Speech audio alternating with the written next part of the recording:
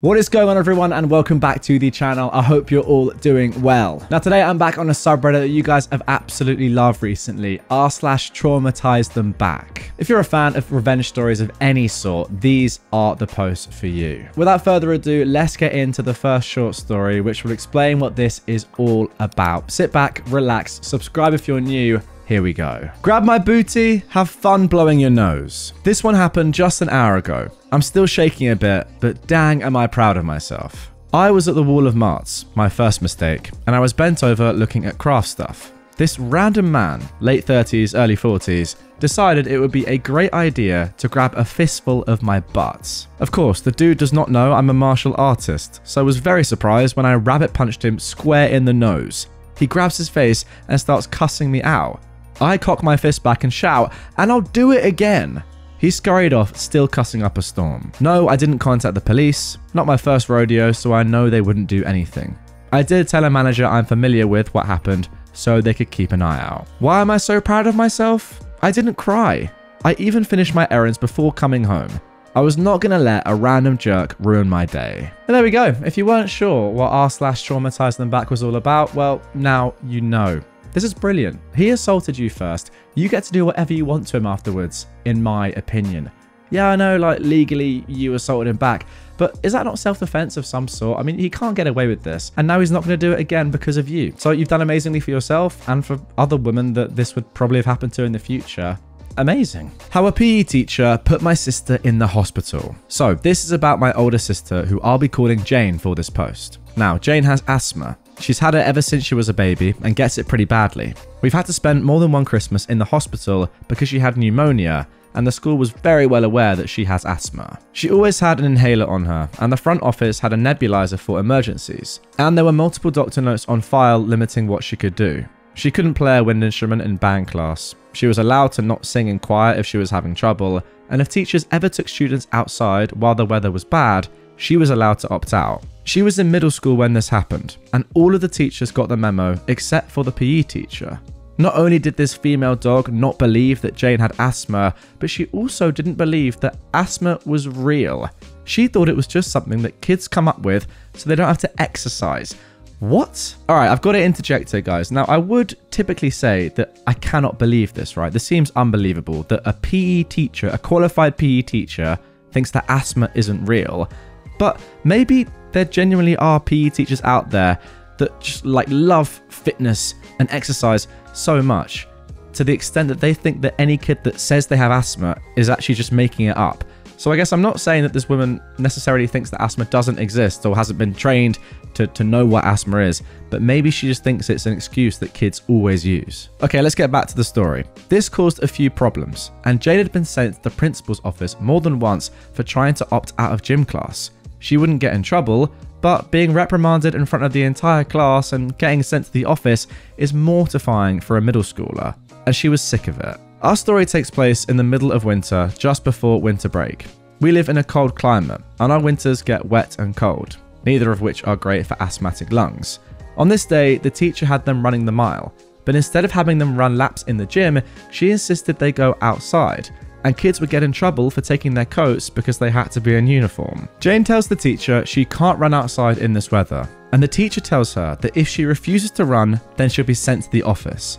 Now, if you remember, middle schoolers' sense of self-preservation is non-existent, and Jane has balls so big that they impair her walking, so she decided enough was enough. This school had a track that was a quarter-mile long, but for whatever reason, the teachers never had kids run the mile on it. Instead, they had the kids run around the block that the school was on twice, while the teacher stood at the starting point with a stopwatch. What Jane knew, and the teacher didn't, was that at the same time Jane had gym class, our mum would go to kindergarten to pick up our younger sister. She'd seen Jane running the mile on nice days earlier in the year, and gave her a little honk and a wave. So imagine, if you will, my mother, a CNA, going to pick up her baby, only to spot her eldest daughter running around outside with no coat on in the middle of winter, struggling not to slip on ice in certain spots.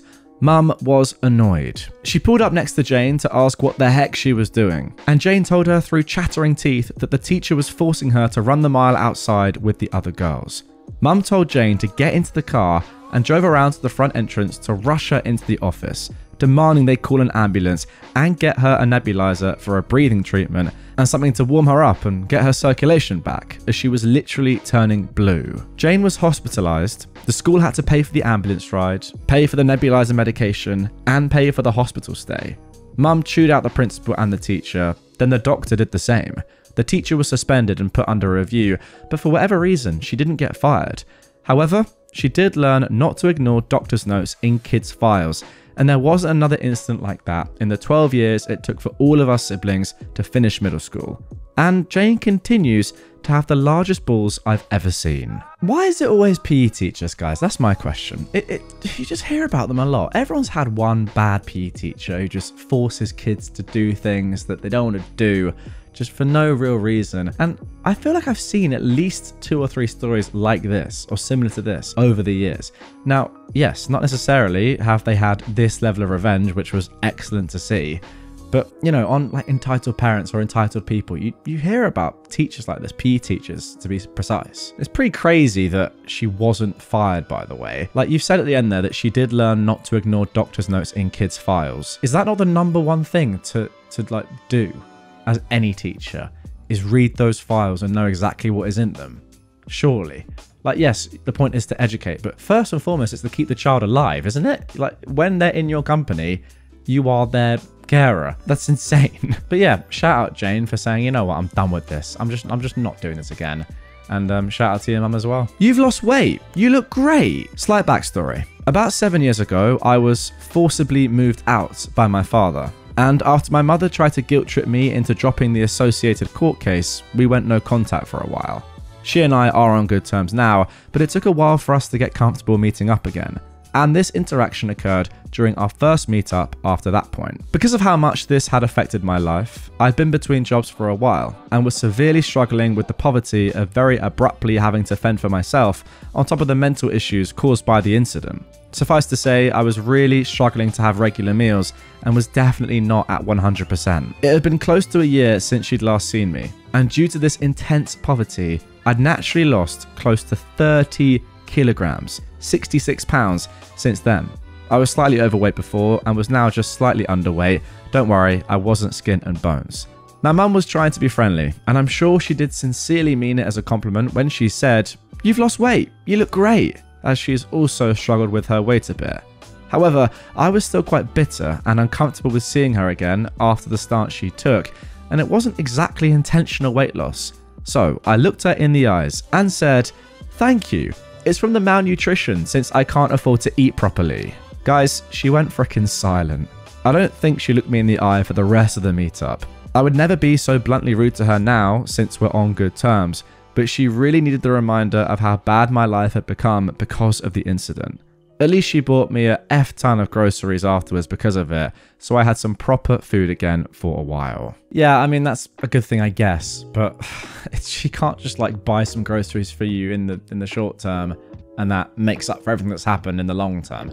I don't know what the incident was. Obviously, we don't know what forcibly moved out by your father means. But yeah, depending on the age this was or what happened, I mean, who knows if it's legal or not. But yeah, losing close to 30 kilograms by not being able to get, you know, the sufficient food that you need, whether that's the quantity or quality, whatever, or other stuff, you know, from the emotional abuse perhaps of what happened. 30 kilograms is nuts, given you were slightly overweight before. Wow. Like, it's not as if you were, you know, 200 kg and lost 30 and you're still overweight. Yeah, mental. But I'm glad that she now probably realizes what has happened to you, but then surely she should have realized that anyway. Shouting, "I'm 15, you pedo," at every guy who harasses me on behalf of younger me. I just found this sub and wow, I love it.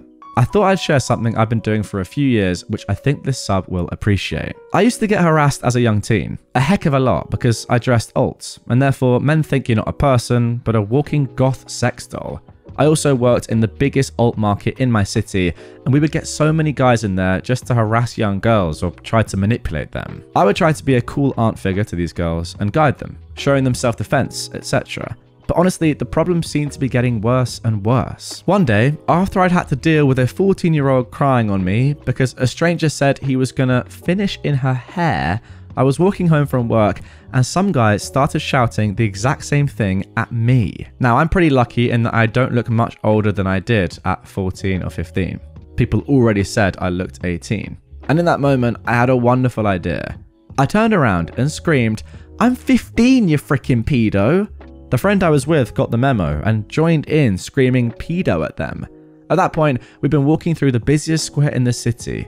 Pretty soon other people started paying attention to what we were screaming and joined in till there must have been 20 plus people shouting at the guy with easily 200 others staring. I've never seen someone poop it so quick. It was absolutely hilarious to see him go from feeling so big and powerful to so scared so quickly.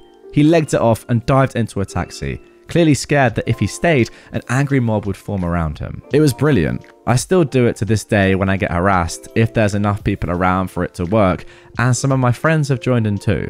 Hopefully before too long, the message will spread around them and they'll all become too scared to harass anyone. Well, you know what, OP? I actually think you're doing the right thing here. Yes, obviously they're not pedos because you're over the age of 18, but they don't know how old you are. So yeah, they're running away because they have no idea, and for all they know, you could be under the age of 18. And what if you were under the age of 18 but didn't say anything? You know, it'd be terrible. So yeah, again, kind of like the first story, you've stopped this person from doing this again in the future. So yes, although you're telling a white lie, it's for the good of humanity. Have you ever sucked a D? There was a guy in my small animal care class back in high school who would always ask questions about my asexuality in a condescending tone. You know the ones. How do you know you're asexual if you've never had sex? Are you sure you just haven't met the one yet? How can you be dating, insert my partner's name here, without sex? So you're just fine with being a virgin forever? Almost every day while I sat with our class chickens, I was interviewed on what I do with my parts. His favourite of the questions was, how can you be so sure you're asexual if you haven't had sex? I tried to explain to him multiple times that I didn't need to have sex to know that I was asexual, that it's a thing you feel, or in our case, don't feel, like how someone would know how they felt about being with men versus women, or anyone in between. I used all the analogies I could think of, and he just wouldn't stop. One day, I had enough. Without thinking, I yelled, "Have you ever sucked a D, Mike?" I've never seen any person so shocked, like he'd just been told something that would forever change his trajectory of life. What? Have you ever had homosexual intercourse with a male? No. Well then how can you be sure you're straight then? Huh, Mike? Stammering, he repeatedly insisted it was because he felt such a strong attraction to ladies that there was no possible way he could be gay. Every single time though, I asked him again how he was so sure. Struggling not to laugh, my friend was trying to get me to lower my voice. Look, Mike, now the chickens are scared. You made me scare the chickens. Get back to me when you've sucked a D, Michael. Naturally, I got in trouble, but my teacher was chill and it was nothing more than a good scolding and a 2-week ban from sitting with the chickens. I honestly think I should have gotten in more trouble.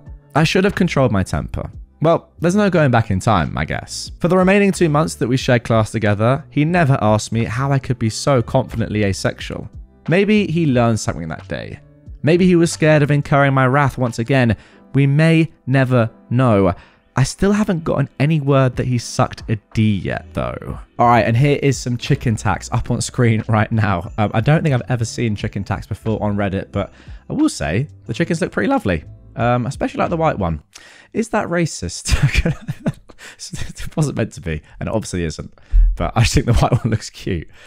Not that the black one doesn't. Could this stay in? Yes, because it's not racist. It's just unfortunate that I've said that.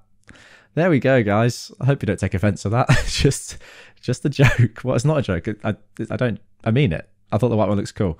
Anyway, yeah, let's just move on. And now for our final Traumatize Them backstory. Tell the entire class about my depression while I'm in the mental hospital. Hope you don't mind me emailing the entire staff about your AA meetings. I have severe clinical depression and I've been struggling with it for years. The teachers are always made aware of my hospital admissions so they can be more lenient on late work after I get back, which I've never really had a problem with. Now, there was this maths teacher I had, let's call her Mrs. R. My dad is a recovering alcoholic and goes to AA regularly, which I'm very proud of him for. When he went to a parent-teacher conference with her for the first time, he told me in the car that he remembered her from AA and was surprised she got a job since she relapsed constantly. Now, I didn't care much about it since everyone has their problems and just decided to forget about him saying it. Now, I had to be hospitalized due to an unalive attempt. It was for about 3 weeks, and during that time, I was doing math work to keep up with her class. When I came back, I realized that everyone acted very off when they talked to me. I was fairly confused, so I asked one of my friends what happened when I was gone. Apparently, a kid had openly asked why I was gone for most of the year without any repercussions, and Mrs. R decided it was appropriate to go on a rant about how I was depressed and mentally ill, and that she hated how I was coddled by the school board. She also stated that if I was her child, she would beat the depression out of me. I was royally annoyed at the fact that she did that and thought it was a good thing to do to a kid that at that point was in middle school and was being bullied left and right. In a rage, I sent a mass email to the staff, stating that she was seen in AA and how uncomfortable I felt with an alcoholic teaching me stuff. Following this, she was terminated because not even the administration knew about her addiction and thought that it wasn't safe for her to be around children. Now, just want to make sure, OP, that you saying following this she was terminated, does that mean she was shot and killed? I hope it does.